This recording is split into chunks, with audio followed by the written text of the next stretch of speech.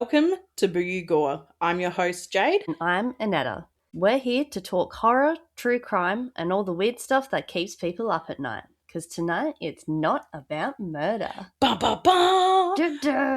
Yeah, you don't know what I'm doing. No, I've got no idea. All I know is that it's not about murder. And I think, what else did you say? It's not about serial gore killers or anything. Not serial killers, that's right. I love that it keeps surprising you every episode now. Right? Well. I think a good prompt for a listener would be, tell us your weirdest thrift store find. Oh. Does that give you a little clue? Mm. Some objects are worth millions. Others are worth burying. Fucking first sentence in. To be fair, you have done a full day of work before you start. I was only thinking that the other day. I thought, when we record, I've had the day off. You've been at work all day already. Yeah, started at 6 a.m. No excuse for my idiocracy. No, you're all good. It was a funny. You're like full stroke. I was laughing so hard when I listened back to that episode when I was driving. I'm glad I left that in. Fucking hell. Laurie, Lauren, Lenny, Leonard. Fucking hell. Penny. Lennon. Yeah. Penny, fuck. Right, I'll start that again. We had a side quest in the first 15 seconds. Yeah. That's probably the quickest we've ever done. Just giving ourselves shit. Some objects are worth millions. Others are worth burying in concrete and throwing into the ocean. Tonight, we're talking about haunted dolls, cursed paintings, deadly gemstones, and objects people swear ruined lives just by being owned. Ooh, nice. Do you possess such an object? And oh my God, you do. I do. Your painting that you received as a gift. Oh, yes. Yes, my painting. Wait, were you thinking of something else? I was thinking of the brick. That too, yeah. But I don't think that does... That's not really like cursed. Anything. It's just one from of the... a cursed place. Yeah, a haunted place. It's just one of the many weird things that I collect. But the problem with me is I do this shit on purpose. I don't accidentally end up with something fucked up. Someone goes, this is fucked, give it to Jade. And I'm like, yes! And your husband with the haunted megaphone thing. What are they? It was a gramophone. Gramophone. Yeah. And he was like, I don't want it, it's haunted, it's scary. And I was like, I'll have it. No, it just randomly, we had it sitting out in the open in the kitchen, I think. And it just randomly started playing. And it is like from... I don't know, it feels like the 1800s, it's that old. Yeah. That it was one of those, like it was the creepiest thing, you know? And you'd hear the like, oh my God, I did that really well. You did. That was perfectly what it sounded like. Imagine that in the middle of the night. Okay, the middle of the night might fuck me up a little bit. During the day, I'd just start having a conversation with it. Make it go again if you want to talk to me. Oh God, I forgot we had that. Well, yeah, I was thinking more so about your painting that you received as a gift, which was painted by a patient in an asylum. It was. And you had some random things happen in your store while having it. Yeah, and it still does it now. Like, it's almost like whenever you talk about it, you give it energy. Yeah. Because even the other day, I had a client in the other day who is so like, ghosts aren't a thing. Mm-hmm. And we started talking about the painting and he's like, yeah, you'll never convince me that ghosts are real. I was like, you know what's going to fuck with you now, right? Like, why did you say that? And we were maybe an hour into his tattoo. My machine turned off. Spat the cartridge out, which shouldn't happen, and then wouldn't turn back on. And I had to put it back on charge in order to get it to work. And I've had that machine 4 years. Yeah. That has never, ever happened before. It hasn't happened since. And I get a solid 8 hours out of a charge usually. Wow. And so when we're sitting there waiting for my battery to charge, I was like, you did this. You did this. Because we were talking about the fucking painting and it happens as we're talking about the painting. Yeah. Wow. I was about to say the object isn't necessarily haunted, but the energy surrounding it definitely makes it feel like it's cursed or something. Yep, like absolutely. It wasn't done by the patient himself, wasn't like a violent person. It wasn't like I don't know, the painting wasn't connected other than him painting it. Yeah. It wasn't, like it's not morbid or like it doesn't show struggle with mental health or anything like that. Like it's just a bunch of animals. Like it's not anything that should be a scary thing. Yeah. Like it's not like an obviously cursed looking object. It's animals and the signing of the Declaration of Independence. That's what we always say that. Yeah. I actually we need a copy of it so that I can post it for this. Yeah. So before we dive into haunted dolls and death diamonds, we should probably answer the obvious question. How does an object become cursed in the first place? Is evil energy just sitting in a chair waiting for someone to buy at a garage sale? How is it dormant? Yeah. Yeah. Yeah. So what makes an object cursed? Do you think objects can actually absorb evil energy? I put in questions in here so that we could have like a chat, because that just confused me. I forgot I did that. I think sometimes like something can be attached to something, and if you're someone who's a complete non-believer, if things happen, you'll find ways to explain like why these things have happened. Oh my god, it's this object. Yeah, that's it. You're not going to be like, oh, it's that table that we brought from the op shop. Yeah, whereas if shit starts happening in your house, you're immediately going to be like, yep, yeah, I'm the like, table. You're the new thing. You're the thing that's doing the bad stuff. Actually, you'd be like, I can feel the energy in this table when you're at the garage sale, and buy it specifically so you can. Yeah, exactly. I wouldn't be like, oh, don't buy that table. I would be like, don't you buy that table. I want that table. That's got a grandma with it. Nearly every culture has stories about objects carrying spiritual energy. Ancient civilizations believed personal belongings could absorb emotions, trauma, death energy, as in like if someone dies and their spirit, that sort of thing, spiritual influence. For example, Egyptian tomb artifacts linked to curses. There's Japanese haunted objects called, forgive me, tsukumogami. They're just items gain spirits after 100 years. Oh, wow. There's religious relics believed to hold holy or dark power. Yeah. Family heirlooms blamed for generations of bad luck. Like, there's lots of different cultural stories that they all sort of relate around objects and haunted things, or, like we said, death or trauma. I wrote this because this is very you. One person sees an antique mirror, another person sees a portal for grandma's angry ghost and wants it. You know me so well because I literally just used that example 10 seconds beforehand. I love that. Do people create the curse or discover it, you reckon? Oh, like I feel like if you put enough hatred into something, I don't know how to word that. Yeah, like is the object cursed, or is it the person who has it that gives it the energy? Yeah, maybe to give it the power to be cursed. I get what you're saying. Yeah.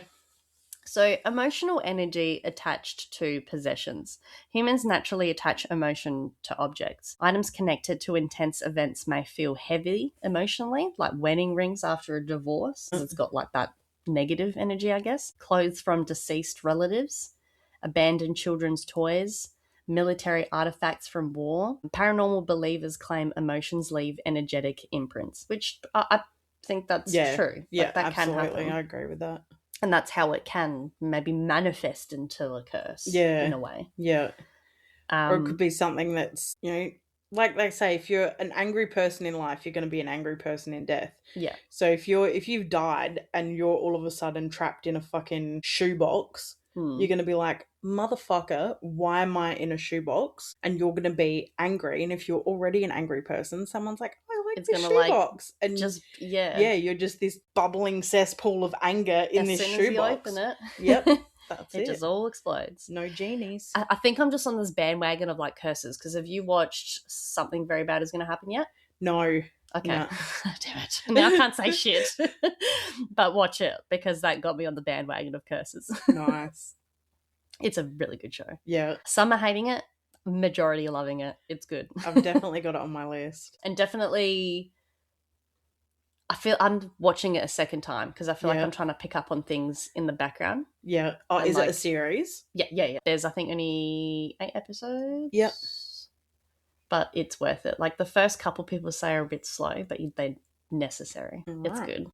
So a psychological perspective for haunted objects, memory association can create genuine fear responses. So if someone says, that chair belonged to a murderer, people instantly see it differently. Yeah. Like, if you don't know the story behind it, if you don't know it's cursed, I guess, like you said, something's going to happen. You're not going to put the blame on that object. That's it. Because it's not, you don't know the story behind it. Yeah. But if you know, and even like my brick, if anyone dropped a random brick on their foot, they'd just be like, fuck, I dropped a brick on my foot. Mm-hmm. If someone drops that brick on their foot, they're going to go, that brick jumped at me because it's from a lunatic asylum. Now I'm cursed. And Yeah. shit's going to start happening. It's like the thought behind it and Yeah. the belief behind it. Some paranormal investigators believe traumatic events leave energy recordings behind, like a spiritual replay trapped in an object or location. How you experience at Z Ward, Yeah. it could just be like on loop, and it's Yeah. just repeating the same thing, Yeah. stuck. Examples of clocks stopping at time of death. Yeah. Music boxes playing by themselves. So that's kind of creepy. Gramophones. Yeah. Footsteps repeating at same hour nightly. Yeah. Maybe that furniture we heard moving could have been Yeah. furniture moving. That's it. It could have been a guard moving a chair. Yeah. Yeah. And we just heard it. Residual hauntings usually don't interact with people. They just repeat patterns and feel more like recordings than intelligent spirits. Could strong emotional events somehow imprint energy into physical matter? That's a good question. I asked Chat GPT for some good questions to throw.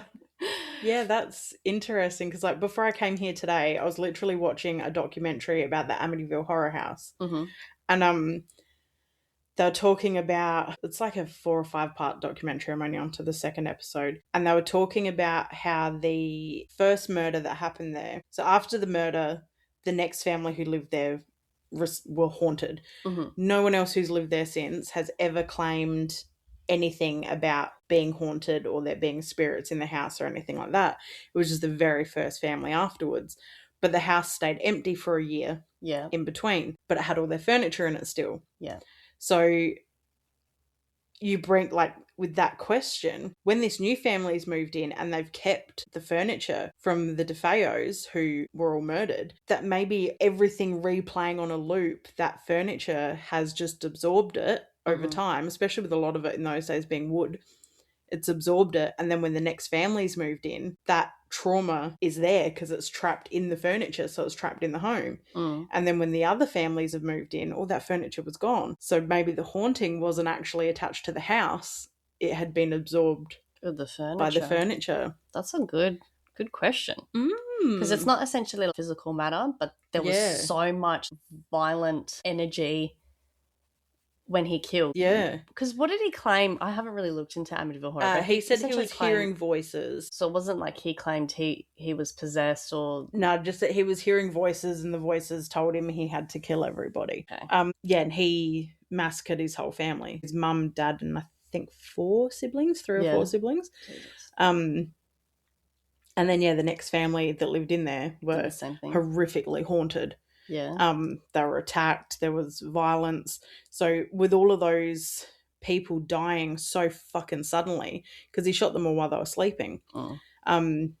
So you'd think there'd be a massive trauma floating around in that house. Yeah. As well as, if something was talking to him, maybe there was already something nasty there. Who knows? But it's just odd that first family that lived there after him copped all this bullshit and all these hauntings, and they were getting attacked and thrown downstairs, and then nothing ever happened again. To the other Yeah. Maybe it was in the furniture. Yeah. That's a really good...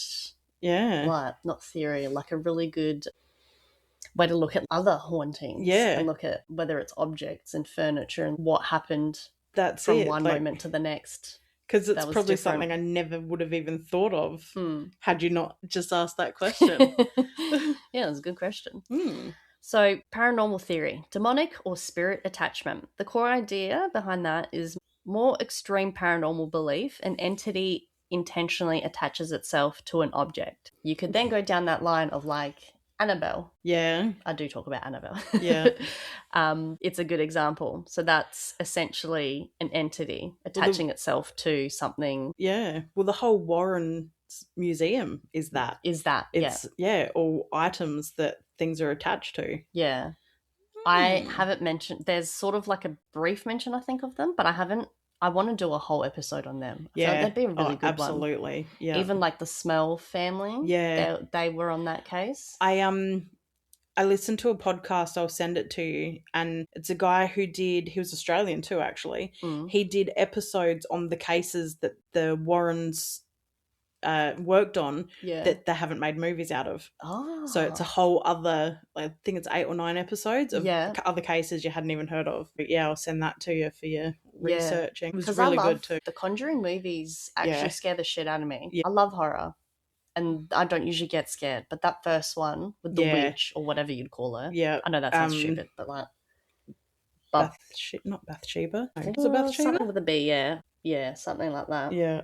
But yeah, they're good. They did a good job of portraying them. So commonly associated objects, dolls, mirrors, jewellery, religious artefacts, Ouija boards. Reported signs is like sudden cold spots, nightmares, aggression, objects moving, scratches or whispers. So many experiences happen after the owner already believes the item is cursed. Like we've said, I suppose if they haven't known the item's cursed, yeah, they probably wouldn't have necessarily.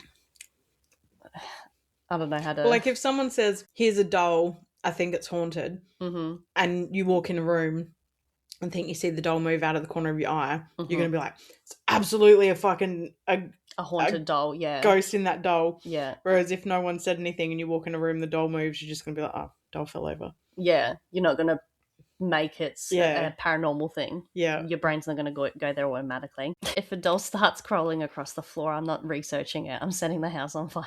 Fucking oath. Yeah, if I had any like haunted object, I don't want to. You're like, yeah, fucking oath, but you've got Yeah, but the things I've got will do, like, I mean, the painting is doing the most. The painting at the shop's like absolutely doing the most. But it doesn't scare me now because I know it only does stuff when people are talking about it. Like you said, it gives it the energy. Yeah. So this kind of like leads into my next section, which I've got the power of suggestion and mass hysteria. Yeah. So essentially, we're suggesting it. If nothing happens unless you're giving it that energy. That's it. And if something out of the blue just completely started crawling across the floor at me, yeah, I'm burning the fucking house down. I don't care if it's my house or yours, it's burning. Yeah, what the yeah, like nothing should be crawling. Bye. So fear changes perception dramatically. Once an object gets a reputation, every coincidence feels supernatural, every noise becomes evidence. Internet culture amplifies legends quickly. Absolutely. Everything is on the internet now. Yeah. Examples of viral haunted TikTok objects, creepy eBay listings, Reddit paranormal stories, urban legends becoming facts. Yeah. Because, you heard it from someone who heard it from someone. Yeah, it was my cousin's best mate's sister. Yeah.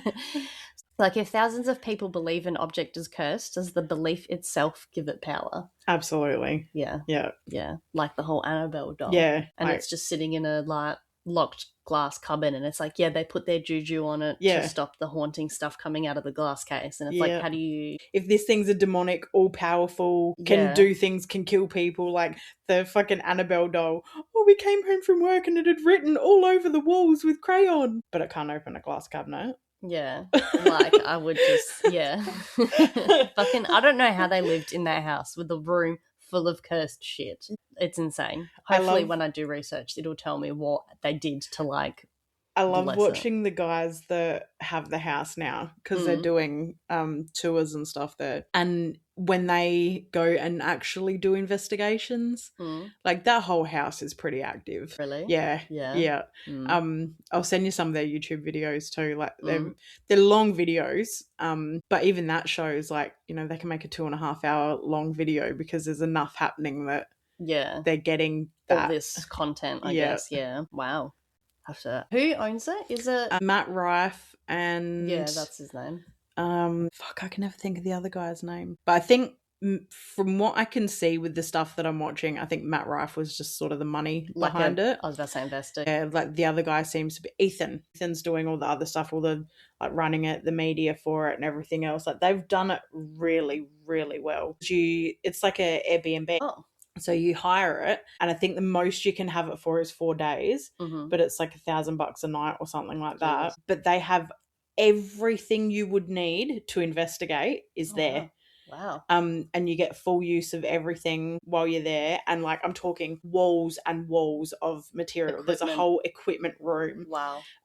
Everything's labeled, charged. Like they've done it really, really well. And you get free reign of everything. So you've got to sign contracts saying like you won't open anything in the museum. And like there's something like Annabelle's behind glass and she's locked.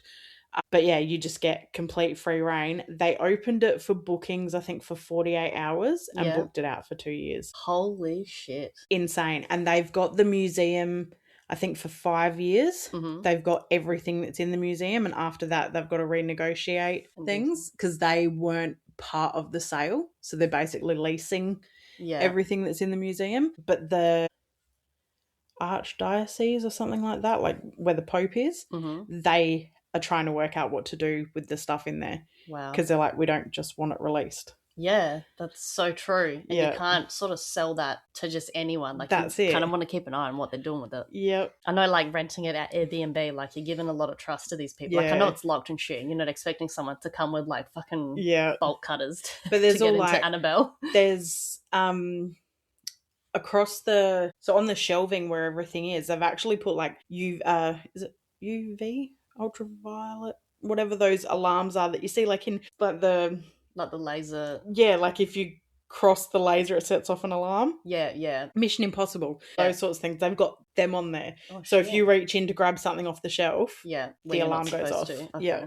Yeah. So they've gone all out. They've done it so well. That sounds like, because a lot of people would obviously be interested in doing that. I would like absolutely, like when we get rich and we go do our America trip, we are at least spending a night in the Warrens place. We're going to, even if you're scared. I think my passport's expired. I don't know if I can do that. It's all right. It'll take me 25 years to grow the balls to get on a plane to go to America. Yeah, I'm not going to America right now. Oh, yeah. Yeah, the fucking haunted museum would be the safest thing to do within America right now. The Warrens have protected it well. Annabelle is not scarier than... There's no Trump in the occult museum.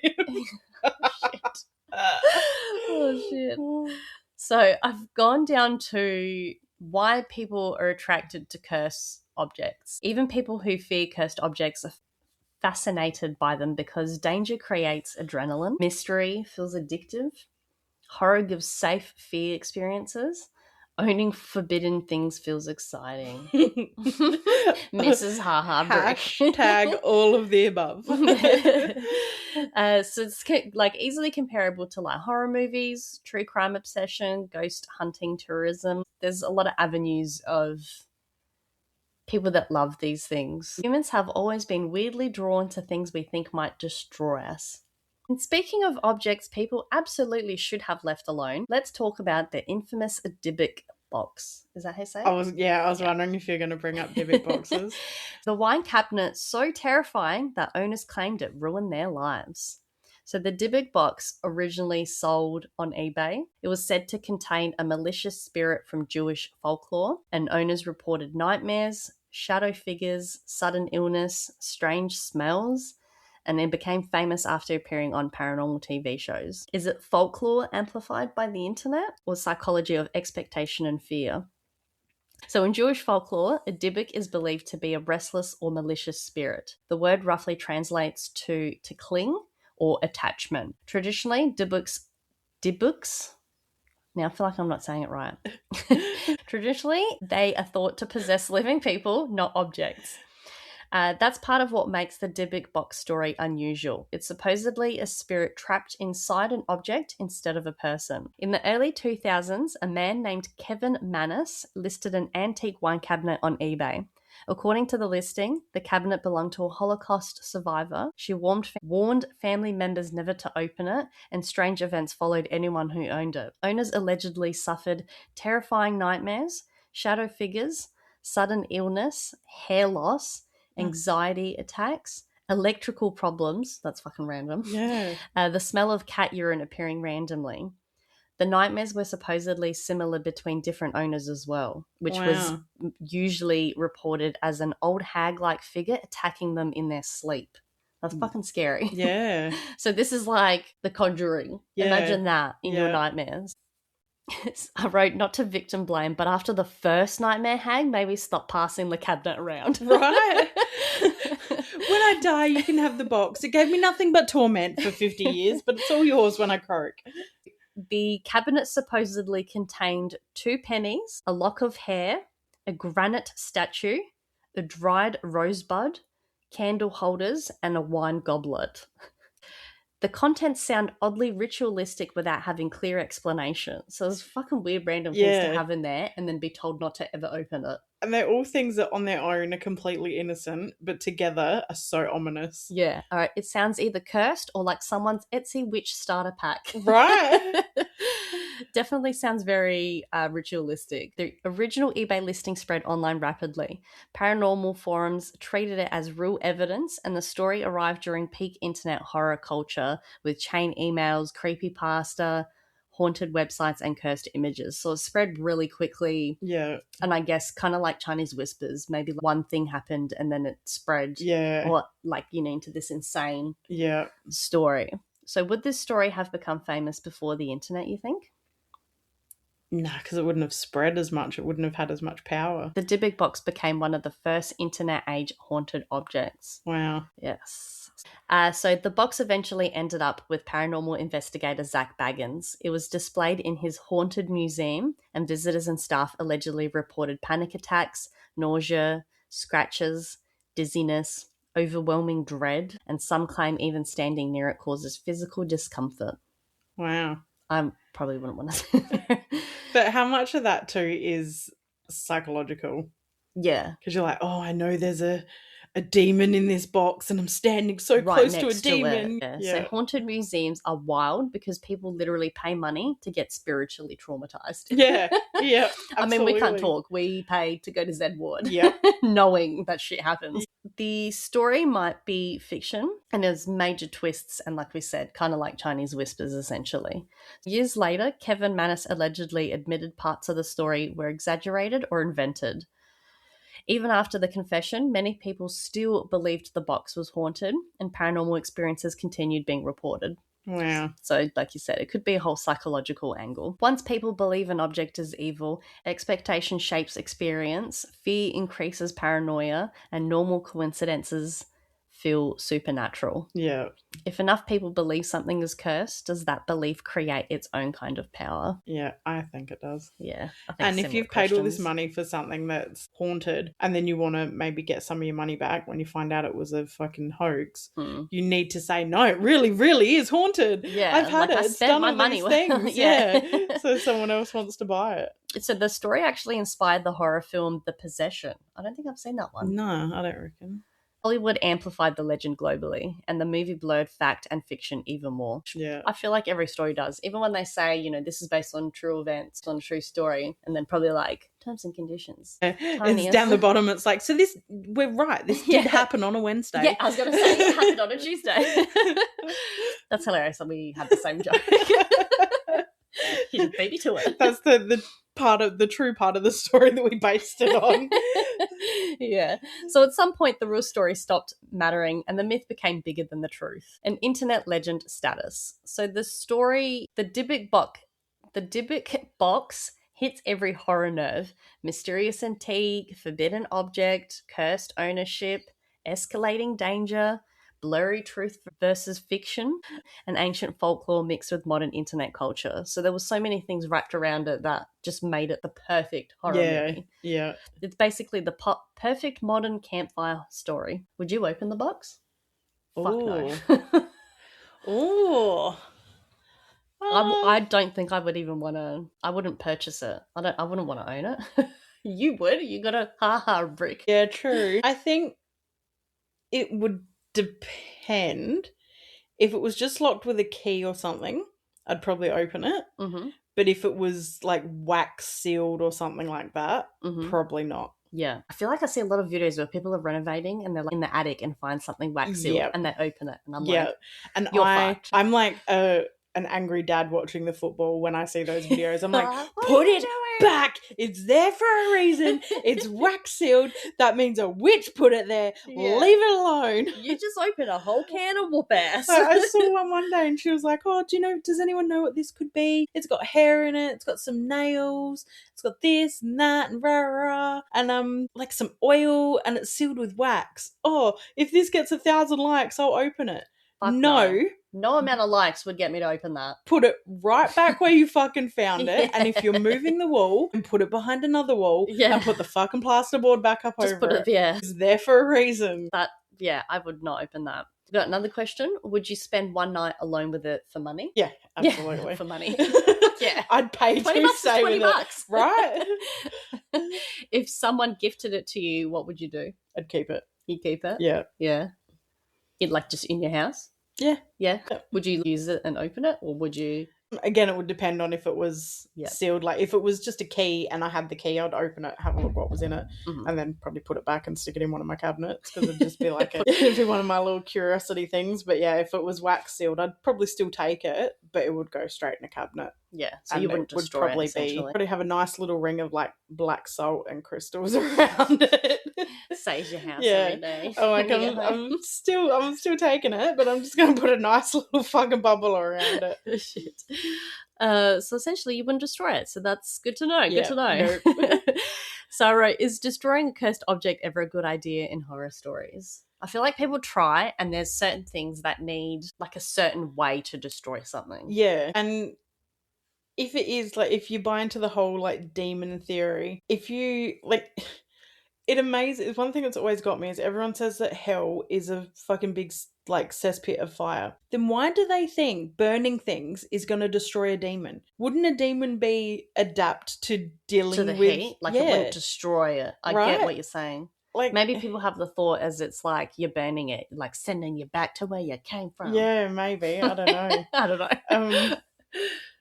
Yeah, I don't know if destroying it's probably a good idea, because then if there's something in it, you could release it. Yeah. It's better to be trapped in something and be able to be contained. Yeah. But you could always put it in like a metal box and bury it or something like that, so it's actually just contained. Throw it in the ocean, like ziplock it. That's it. Like, chain it. You ain't getting out, bitch. Yeah, you ain't getting out that Ziploc sandwich.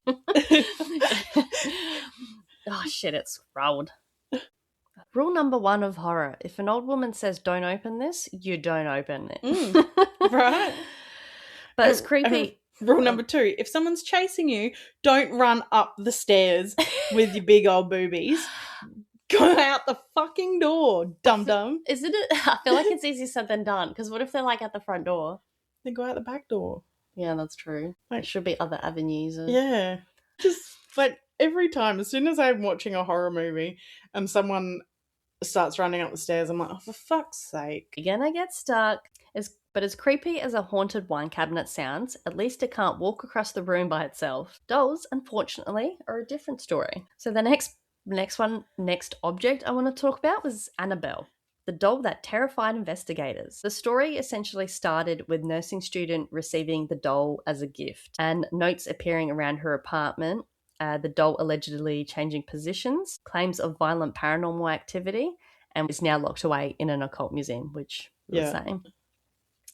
Is it a scary movie or something where there's a scene where there's a Chucky and it like runs at the girl and she just picks it up and throws it? What movie is that? Familiar. I know that there's one that looks like Chucky, kind of. No, it's a ventriloquist doll. It was that Robert or whatever it was called. Yeah, I think I've sent you a clip where the guy's in the car and he puts a bag over his face. Yeah, it looks like he's struggling to breathe, but then he's just like, "You're done." That is a hilarious movie. Have you ever watched the whole movie? No, oh my god! A group of college kids in America made it, and it only goes for about 45 minutes, and it is fucking hilarious. I reckon it was from that, when he's like running at him with a knife or something and he just kicks him away. That's probably it. Do movies make these stories scarier than their actual legends? Essentially, Annabelle, yes. Because Annabelle was like a rag doll. It was like one of those Raggedy Ann dolls. Yeah. The one in the movies is a lot scarier. Yeah, she definitely looks scarier. I guess it depends how the movie's done. Yeah. Because some are so over-dramatized that you're just like, meh, whatever. But then some are done like that American Haunting in Connecticut or American Haunting or something. Why was I thinking of that as well? That's movie, weird that you just said that. That movie fucking terrifies me. Is that the one where he's sick? So they go... Yeah, or he like cracks his shits or something about his brother in the room, and so they end up putting the teenage boy's room in the basement. And so he starts seeing like the doctors, sick, and I think he's doing chemo or something. Yeah, so that's why they moved there in the first place. Yeah, that one scares me. He starts seeing the doctor doing autopsies and shit on people down in the basement. I reckon I've watched it twice. The first time I watched it, I was like, "Oh, this is a pretty good horror movie." And then you get to the end, it's like, this movie is based on events that happened between this date and this date. And I was like, get fucked. No way. Because I just had a visual of the people. And then I watched it again probably about 4 or 5 years later, because it terrified me. Yeah. And I was like, surely it's not going to scare me as much the second time. I reckon I got 45 minutes through it and I was like, nah. Can't do it. Nah. I think I've maybe seen it twice, and I was like, yeah, it's definitely one that just kind of Yeah, I'm glad that house burned to the ground. Did it? I think that'd be good because that's on true events, legitimately like the movies. That's an actual scary movie. Yeah. Not like the one. Like I love the Conjuring movies. They get you, but I love them. I love the way they've been done. But yeah, that American Haunting or Connecticut Haunting or whatever it is, that one gets me. That's a good one. So the real Annabelle isn't the movie version. For those that don't know, the real Annabelle doll is actually a large Raggedy Ann doll. Yeah. So can you imagine it? They're soft, not a doll. And they don't have posable thumbs. It's like a plush doll. Yeah, it's like almost like halfway between a teddy and a doll. Like Not the terrifying porcelain demon child from the movies that they portrayed. The movie studio looked at the original doll and said, yeah, we need this to look 400% more murdery. Even though the real doll looks harmless, many people find that even creepier, I think. Yeah. Trying to imagine a raggedy doll coming at me, I don't know. Fucking burn that. Burn it. Burn it to the ground. Even when you see pictures of it like in the Warrens Museum and you just see her like sitting on her chair in this glass box and she's just looking straight through you. Yeah, you're just like... Yeah. So in the late 1960s, a nursing student named Donna received the doll as a gift from her mother. Donna lived with her roommate, Angie. Strange events started to begin. At first, the doll would appear in different positions. Crossed legs became uncrossed. Arms changed placement. Eventually, it allegedly moved rooms on its own. That would fucking scare the shit out of me. Then it escalated. The women claimed they would leave the doll on the couch and come home to find it on the bed, sometimes with doors closed behind it. Wow. Now that's literally like trying to imagine a raggedy doll climbing up on the... Like, do you know what I mean? You'd see it walking down the hallway and you'd be like, the fuck? Yeah, or does it like float? Like, what the fuck? One of the creepiest details about the whole story, the roommates allegedly began finding handwritten notes saying, help us, help Lou. Oh. Yeah. And the important twist, the paper supposedly didn't match anything in the apartment. Wow. So that's even weirder. What's scarier, moving dolls or mysterious handwritten notes? Right? See, I feel like at that point, especially if the paper didn't match anything in the house, I would assume someone was taking the piss. Yeah, and I think someone's breaking in specifically moving the dolls and writing notes. Yeah. Yeah. That would make me believe less that it was the doll. So... the women contacted a psychic medium, and the medium claimed the doll was inhabited by the spirit of a young girl named Annabelle Higgins. The spirit supposedly died near the apartment years earlier. She was lonely and she wanted comfort and companionship. And the fatal horror movie mistake they made, the women reportedly felt sympathy and allowed the spirit to stay. That was their mistake. And that's exactly how every possession movie starts, literally. Fuck no, you're not staying. No, thank you. So enter Lou. A friend named Lou strongly distrusted the doll. He reportedly experienced recurring nightmares involving Annabelle. Wow. It's creepier that it's saying help Lou and they actually knew a Lou. One night, Lou claimed he woke unable to move, so like sleep paralysis, saw the doll crawling up his leg and felt strangled. I mean, like, trying to imagine like a raggedy doll. I'm thinking of that Robert movie now. And just being like, are you done? I don't know. Later, Lou allegedly heard noises in Donna's room and investigated. He claimed the room was empty. He felt sharp pain in his chest and deep claw marks appeared on his body. So this was starting to become like a physical attack from a spirit, but not from the doll. Yeah. So the doll was essentially possessed, but it was still able to do things... outside of itself. Yeah. Enter the Warrens.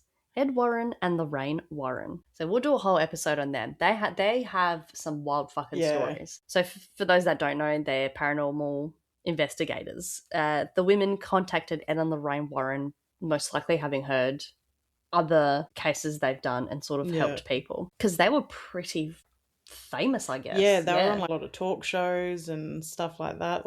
Did interviews and... Yeah, because I think they were pretty much the first of their kind, like the first actual couple to do a that lot, yeah. would go do and there it was together. a lot of like I guess against them and negative, like, you Oh, know, you're yeah. faking it and this and Yeah. that. There was a lot of heated debates during these interviews, even Yeah. like on And live even TV. now, and they've been dead for years, and people are still debating whether or not they were real. Yeah, I think the Conjuring movies, because they maybe exaggerate things, Yeah. or Yeah.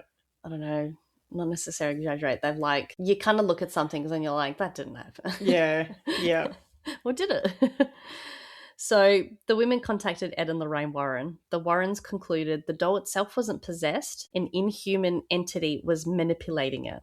So the spirit story may have been deception, essentially. Yeah. So again, because they asked it to stay, that's why it was there. If they didn't sort of say it could stay, that entity, I don't know, maybe it would have, I don't know, it's hard to say because you don't really know. Yeah. According to the Warrens, the demons allegedly pretend to be innocent spirits. They seek emotional attachment before escalating activity. So that he was definitely working on the girls, I guess, being nurses. Yeah. Being that helpful, Yeah. caring, kind they're gonna type of be person. easy to manipulate. Like, you know, oh, I'm lonely. I've died near here. I'm just a little girl. That's somehow way worse than a haunted doll, though, to me, if I heard that. Them saying it's not the doll itself, it's just an entity out in the open, I think would be a lot. Yeah, it makes more sense, though, with what Lou was experiencing. Yeah. A priest reportedly performed a blessing and exorcism of the apartment. The Warrens took the doll with them and now keep it in their case. Allegedly, they claimed that the doll caused brake failures during the drive back home. The car repeatedly stalled, and holy water stopped the disturbances temporarily. Wow. So I suppose because you're driving with something, like you said, that's got this strong energy, and you're putting so much like, yep, this is haunted, this is like possessed, whatever, it's just lingering there. And if your haunted doll starts interfering with vehicle safety, maybe Uber at home. Absolutely.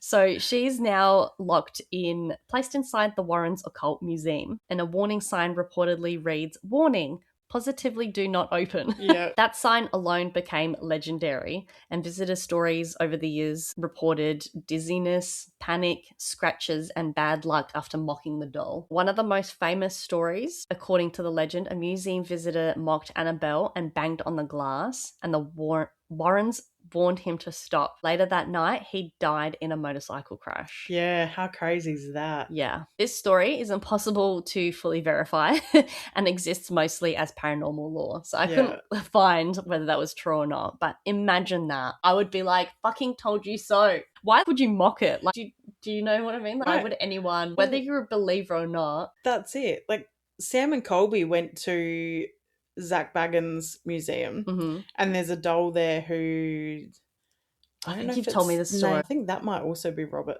I've got Robert and Dennis in my head, so I'm not sure which one it is. And there's apparently this whole thing of like, you can't look at it in the eyes, you'll get sick. And Colby stared at this thing in the eyes and was stirring it up, and he was like, "Go on then, bad man, do something to me," right? Like, was really stirring it up, and within months was diagnosed with testicular cancer. And that's a big fuck you. Like, yep. And he actually went back there and apologized to him. Wrote this whole big, like, it was 2 or 3 pages or something of an apology. Shit. Yeah. And read all of that to him. And then finally, after 2 years or something of fighting this cancer, he got the all clear. Oh, wow. So he's like, whether it's true or not, that's one hell of a fucking coincidence. And like testicular cancer as well. Yeah. It's like and there's not many 21-year-olds that are diagnosed with testicular cancer. Yeah. Like, that's a big, like, I was going to say demasculating. I don't want to say that. But yeah, like, I get where you're coming from. Like, yeah, no man wants testicular cancer. That's it. It's like a hit him where it hurts kind of thing. Like, before I wreck anything, do you go into anything about when Annabelle was on tour? Nah. No. Nah, I didn't go into too much. Like, yeah, when they took her on tour, I think it was last year or the year before, and they took her she was on display in some 40-year-old plantation, or it was a 240-year-old plantation or something. Like, it was a really, really old building, and it burnt to the ground. Wow. Like, completely fucking gone. Couldn't save it. It just went up because the wood was so old and so dry. There was nothing they could do. And then the guy that took her on tour, a month or something after getting back from taking her on tour, died of a heart attack. Wow. And they're both fact. Like, they could be coincidence, but yeah. It did happen. Yeah. I think I did hear that. Didn't She come to Australia? Don't I'm talking about her know. like she's a fucking celebrity like Britney Spears or something doing a like concert. Yeah, I'm not too sure, but I reckon she definitely went around America and did like, I reckon it went to like Nashville and Oh, places like shit. that. And I think Yeah. that's where the plantation was. That's I mean, insane. Like, that is a wild coincidence. Yeah, like a plantation dude. should burn to the ground anyway because they're all fucking nothing but trauma pits. Like, it's a hell of a coincidence. A lot of Stood for energy so in an long. object that's gone to Yeah. a place with probably a lot of bad energy Yeah. itself. Yep. Wow. And then it's just like self-combusted or something. or then it leads to the whole, are they able to interact? Did she burn it down because She was so kind of much- like, Yeah. fuck this place Yeah. and what happened here to you guys. Yeah. Like, yeah, on was their it a good side. deed? Yeah. Yeah, is she trying to Maybe. make amends in the Maybe. afterlife? The story combines innocence corrupted, childhood imagery, helplessness during sleep, invisible threats, and the fear of something watching you. Maybe Annabelle wasn't scary because people believe the doll moves. Maybe it's scary because people want to believe it does. Yeah. Do you know what I mean? Yeah. Kind of like Zed Ward. Yeah. Like, nothing happened to us other than a butt scratch. Yeah. We said it was cozy. But haunted dolls weren't the only thing the internet became obsessed with. Soon people started claiming even paintings could be cursed. And this leads me to the cursed painting, The Hands Resist Him. Painted in 1972 by artist Bill Stoneham, features a young boy, a creepy doll-like girl beside him, glass doors behind them, and dozens of disembodied hands pressed against the glass. Like, does that not sound fucking creepy to you? It looks like a nightmare your brain generates during a fever. The girl appears almost robotic, with lifeless eyes, still face, and mannequin-like hands. Why are human-shaped things always scarier when they're slightly wrong? Do you know what I mean? Yeah. Like, when anything that looks semi-human standing somewhere, it's more scarier. You put eyes on something and a face to it, it just gets creepier instantly. Yeah. Well, even like the painting at the shop. It's animals, but they've all got human eyes. And that's really? what fucks with it. With everyone? Like, yeah. Because you look at them and you're like, it's slightly wrong. Not right. Yeah. You're like, why are you a person, but you're not a person? Who's thought of this? Yeah. What was the painting called? The Hands That Resist Him? Yes. Oh, yeah, get fucked. The Hands Resist Him. I haven't actually looked at it. I don't know how I haven't looked at it. And do you know what his explanation was? What? According to the artist, Bill Stoneham, he said the boy represents himself at age 5. Yeah. The doll is a guide into the spirit world. The glass door separates reality from fantasy. And the hands symbolize alternate lives or possibilities. Wow. Like, that's such a normal, mundane description for what that is. Yeah. It's the black eyes. Black eyes And get just you the every background. time. Like, how is that possibilities? And it doesn't look like a happy place. Not at all. It's scary. Artists always explain terrifying paintings in the calmest possible way, and I feel like that makes it so much more creepier. So the painting was never intended to be haunted. The painting was first displayed at a gallery in the 1970s, and according to internet legend, people connected to the painting died shortly afterward. Yeah. So frequently mentioned claims were the art critic reviewing it allegedly died. Oh. The gallery owner allegedly died, and then rumours spread that people became disturbed after viewing it as well, that they'd literally go insane. Wow. Many of these claims are difficult or impossible to verify, unfortunately. But is this like an urban legend almost of like this being cursed because of how creepy the image itself is? I need to put that up on the Instagram page for this episode. Like nothing but so much all at once. Yeah. The uncertainty actually made the legend stronger. So in 2000, the painting appeared on eBay, and sellers claimed they found it abandoned behind a brewery. Their daughter saw the figures moving at night. Fuck that. The children in the painting fought each other, and viewers felt sick after looking at it online. Keep looking at it, see if you feel sick. Yeah, see what happens. Let's test out this theory. The sellers reportedly warned, do not bid if you are susceptible to stress-related illness.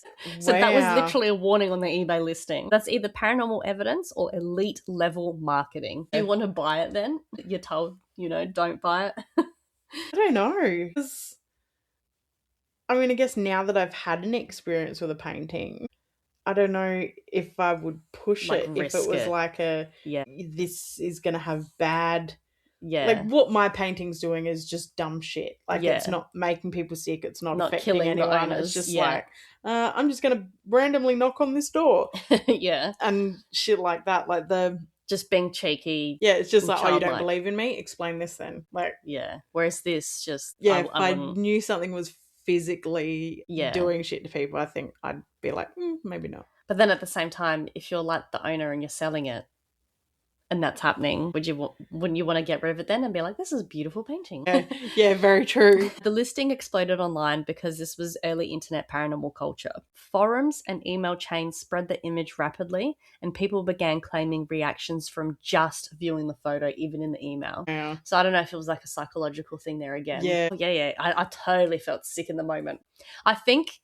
You know what, honestly, it does make you feel sick, and I think it's just because of how creepy it is. Yeah. Like, you look at it and you're like... It's supposed to stir up emotion. And, like, strong feelings inside you, yeah. People online claimed headaches, nausea, anxiety. I get that, looking at it. Nightmares, seeing the figures move, electronic malfunctions. Wow. Like, can an image psychologically prime people enough to create physical reactions? The headaches, the nausea, the anxiety, I can understand that. Yeah. Because it almost like it stresses you out looking at it, kind of. And you can psych yourself into that. Yeah, into that nausea. Too. You can make yourself feel unwell. Yeah. But the nightmares, like, also that, because you've thought about it so much, and it's like, I guess, imprinted it's just sitting in your subconscious. Yeah. You're obviously going to have nightmares about it, not fucking lovely butterfly pictures of it. Yeah. Seeing the figures move, though, that, like, how do you explain that? Could always be like an optical illusion. If you're just staring at it, waiting to see something happen. Yeah. Or, like, your peripheral. Yeah. You think things are moving. Yeah. And because the blacks in it are so black, like, it could just shifting your focus from, like, the black to the highlighted skin. And shadows in the day, what lighting it has on it. Yeah. So one of the most famous details, at night, the doll supposedly pointed a gun at the boy. Oh. So I don't know how you... Yeah. The figures left the painting entirely. Like, this isn't Harry Potter. Yeah, right. They're just, like, bored, so they've just fucked off somewhere into the background. Security cameras captured movement, apparently. Wow. So I would love to have seen that proof, but no verified footage was ever released publicly. Oh. Yeah. I think someone's read a little too much Stephen King. Yeah. Someone read Rose Madder and then looked at this happened. book. Yeah. I'm not fucking crazy. The mystery fed the legend because people filled in the blanks themselves. Like we said, peripheral. You're going to be like, yeah, they totally move. Totally holding a gun. They're totally fighting. That sort of thing. So when you have those paintings that you can walk around the room and it doesn't matter where in the room you are, that painting's looking at you. Oh, that's creepy. My grandpa used to call my sister Snake Eyes because there was a photo of her when she was a couple of weeks old, and it did that. Didn't matter where you were in the room, she was glaring at you. So she was just always Snake Eyes. Why is the painting so unsettling? I think the image triggers several primal discomforts. Uncanny faces, empty eyes, the trapped hands behind it. To me, they feel like they're trapped. People are trapped in a building behind them almost. Yeah. Frozen movement and childlike imagery distorted into something threatening. So it's like a cute little boy and girl in a little dress and shit, but then dark. Yeah, but he looks like he's looking through you because you can't see his eyes. Yeah. So he's just got that, like, cold, empty stare kind of, like the frown and the... Yeah, like it's just a blurred face. Even her face. Well, she's a doll, but... Yeah, there's not like a heap of detail in it. You can barely see the hands until you look close. It's just a void. I'll put this photo up. This is something called the uncanny valley effect, and humans become uncomfortable when something appears almost human but not fully alive. Yeah. So it's things, like we said, that are so close to being human or to being realistic, but not quite right.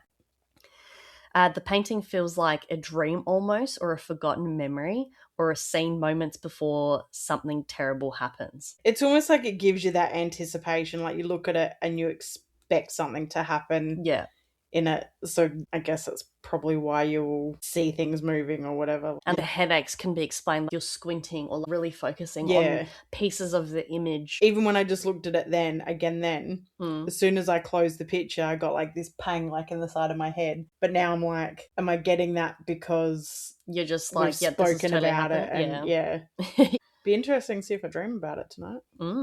If you keep staring at it, maybe. It is creepy. The hands resist him became one of the internet's first viral cursed images. Oh, wow. Connection to early horror culture with chain emails, creepypasta stories, haunted websites, cursed videos, and watch this and something happens legends. The internet transformed old ghost stories into digital folklore.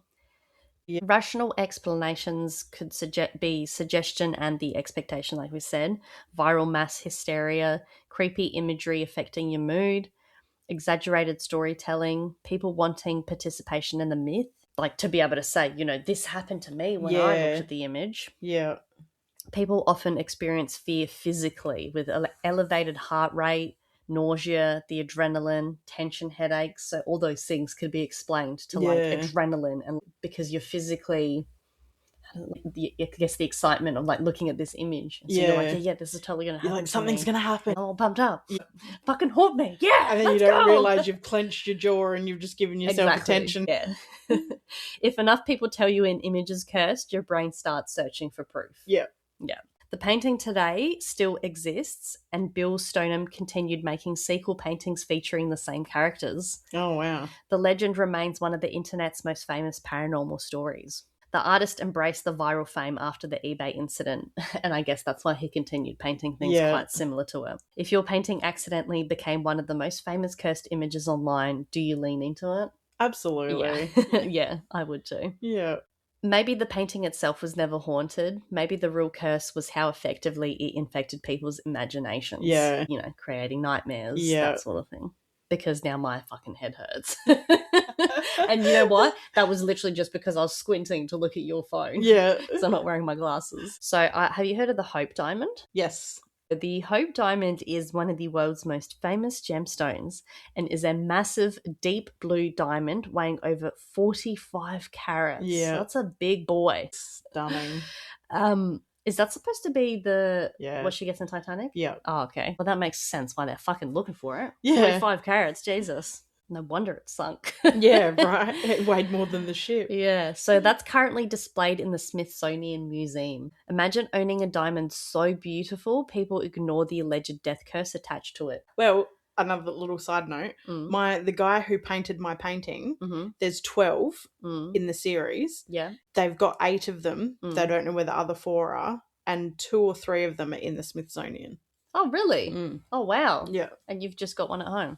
I emailed them to see if they're interested, but I haven't heard anything back. Wow, that's really random, especially if they've already got some. Right. You think they'd want to add to the collection.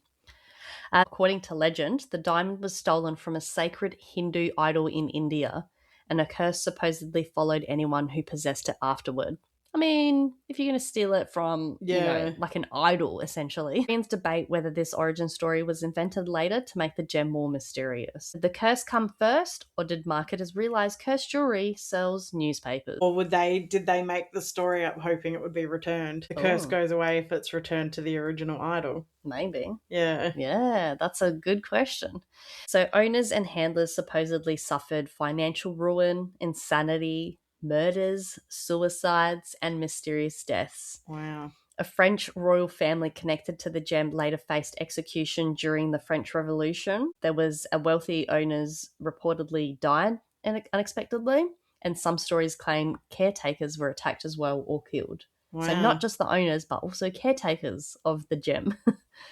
Every tragic event somehow became part of the diamond's mythology. So it could have been the owner maybe died, the most normal natural causes, and they were like, old as hell. Yeah. But then they'll be like, they had the last diamond. Owner, they had the diamond, so they died. And like murders and stuff, well, that makes sense because people are going to want to break into your house to try and steal the Hope Diamond. Exactly.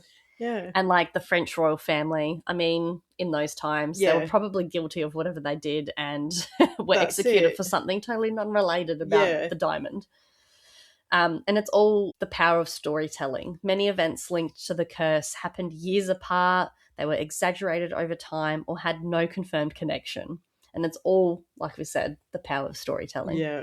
The Hope Diamond became less about evidence and more about pattern recognition. Humans naturally connect unrelated tragedies into narratives. If enough bad things happen around one object, when do people stop calling it coincidence? Yeah. The diamond now sits safely in a museum with millions of visitors yearly, and most leave completely unharmed. Yeah. Oh, would you look at that? Yeah, that's it. How does it just stop now because it's behind glass? I literally wrote, the curse apparently respects museum operating hours. Now, another object I have is the Bassano vase. Oh.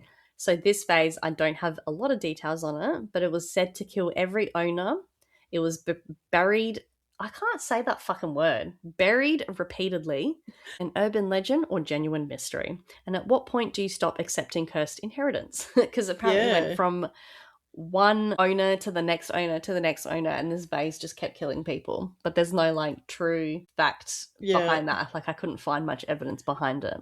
Well, I mean, every person who ever owns it is going to die. Literally. You're going to keep passing it on. That's it. In inheritance. Yeah. It's an old vase. You're obviously going to keep passing it on, thinking it's worth a lot of money. And every single person ever is going to die. So chances are, if you own that vase, you're going to die. Would you keep a cursed object for money? I wrote $10,000 to sleep with Annabelle in your room. Yep. $10,000. Yep. Do it for $1,000. And then I wrote, would you buy a haunted object for clout? Probably. To be like, I fucking own this. Yeah. Are cursed objects just modern folklore? I don't know. Like, I think that if you talk about something often enough, it becomes true. Yeah. If everyone's saying, oh, it's cursed, and then you've got it and you're like, yeah, it's cursed, then it's cursed. But if everyone's like, it's cursed, and then you get it and you're like, oh yeah, this is a fucking key that I brought from an op shop. Yeah. Then does it then just stop? Like, does it stop with you just because you're like a non-believer or nothing? That's it. Or to happen to you. Like if I got something and I was like, oh yeah, it's cursed, I would, surround it in black salt and crystals and shit like that. So then does that make me safe from it? Because in my head, I've protected myself from with it. All your Yeah. Or is it because just nothing's happening? That's it. So maybe the scariest thing isn't the object itself, but how badly humans want to believe. Yeah. And it's that belief that's scary. Yeah.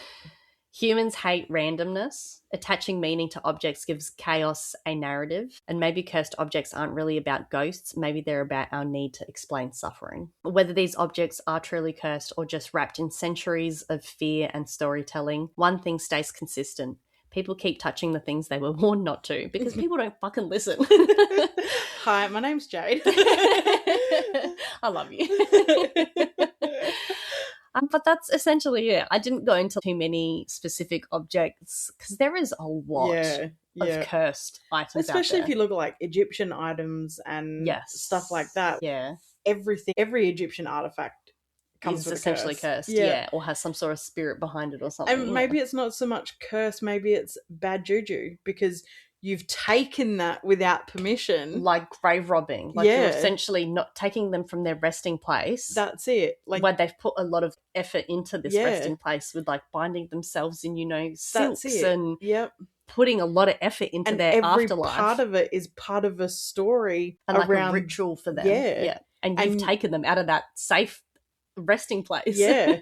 So maybe of course they're going to be fucking angry. That's it. It's not so much about it being cursed. It's about you having something you've got no right to fucking have. Exactly. And then putting it in a museum on show for everyone. Whereas they've encased themselves in a tomb, in a, sarcophagus. Yeah. Airtight. To never be touched and opened. And you've just... That's it. Like it's very... the word, like they're vulnerable almost. I don't know how to like they've found water in tombs that is 1200 years old and is perfectly safe to drink, stagnant water, because it's been locked up that airtight that there's no bacteria in there. Like that's a whole process. They've done everything to never ever ever see the light of day again. And you come in there and fuck that all up. And, that would go with artifacts from everywhere. And nothing that's cursed is ever, well, aside from Annabelle, it's not like, oh my God, here's a iPhone 27 Pro cursed. Yeah, like it's not modern. I get what you're saying. So maybe it's not a curse. Maybe it's just that you're not supposed to have it. Yeah, that's very true. And we've taken these things and, like I said, put them on display. Yeah, that's it. They're meant to be hidden from the world. Yeah. Like definitely Egyptian things, yeah. Yeah. I mean, look at the, Ed and Lorraine Museum. that many items to have a need to have a museum. Do you get what I mean? Like, that's a lot of shit. Yep. Wow. Or if you have something that you believe is cursed, tell us about it. Yes, definitely. Please tell us about your cursed items. That would be very interesting. I don't want to touch it, definitely, but just definitely tell us about it. Because it'd be interesting if it's maybe like a modern item. Yeah. And what makes you think it's cursed? Why are you so certain that it is? What's happened? Tell us. It's funny how we're like, we need proof. We need evidence. Yeah. Yep. That's it. Like, help us believe that your item is cursed. But yeah, that's it for that episode. Today's missing person case is a little close to home because I actually went to school with this girl. And today is the anniversary of her disappearance. Oh, wow. So when it popped up today, I was like, because I always knew I was going to do her at some point. But then when it popped up that today was her anniversary, considering we were meant to record yesterday, I was like, okay, we're going to do it today. So today's missing person is Melissa Brown. So Rosemary Brown, aged 33 years, along with her daughter Melissa Brown, also known as Melissa Trussell, aged 15 years, and Rosemary's son were residents of the Windsor Gardens Caravan Park in Adelaide. On the 3rd of May 2000, they were evicted due to unpaid rent and complaints of youths loitering around their caravan. They moved from their caravan into the caravan of another park resident at his invitation. 3 days later, on the 7th of May 2000, all four were evicted from the caravan park, and they then slept at the Garden Island boat ramp in, I'm not going to say his name, but in the friend's caravan. The following day, Rosemary arranged for them to stay in the yard of a friend's home in Blair Athol in the friend's caravan. The friend was the last person to ever see Rosemary and Melissa at about 1:30 a.m. on Saturday the 13th of May 2000. When they left the caravan on foot to find Rosemary's son. Rosemary's handbag was discovered later that day in Sterling Street, Northfield, although it took 10 days for someone to come forward and say they'd found it. On Sunday, the 2nd of July 2000, Rosemary's body was discovered in the mangroves at Garden Island. Melissa's has never been found and is suspected to have been murdered. Rosemary's son was unharmed. A reward of $200,000 is available for information about the murder of Rosemary Brown, and a $1 million reward is available for information on Melissa's murder and the recovery of her body. If you have any information that may assist police, please call Crime Stoppers on 1-800-333-000. And we will, of course, post a photo of Melissa and the details at the time of her going missing, but it was 26 years ago, so she will obviously look different now. Ideally, Melissa just ran away and is out there living her life somewhere happily. And put in Natasha. Yeah.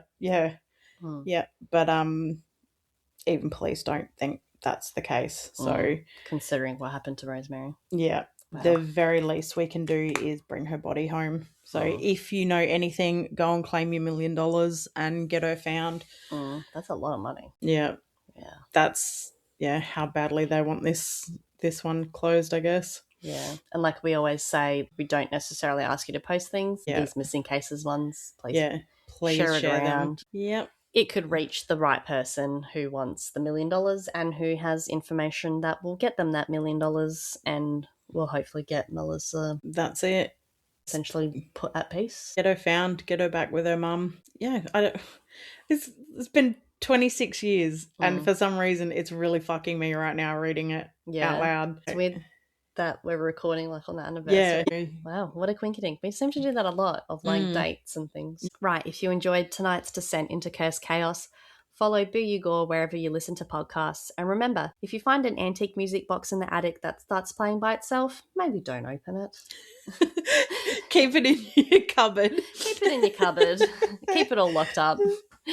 But yeah, give us a follow on Instagram, mainly where we're active, and TikTok, and you hear that? Yep.